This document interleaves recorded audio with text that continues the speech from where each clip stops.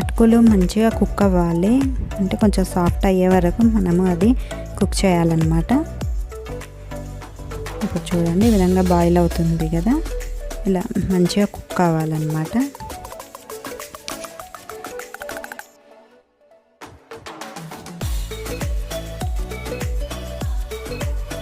చూడండి ఈ స్టేజ్లో మొత్తం టోటల్గా కుక్ అయిపోయింది. ఇప్పుడు మనము బెల్లం అనేది యాడ్ చేసుకోవాలి.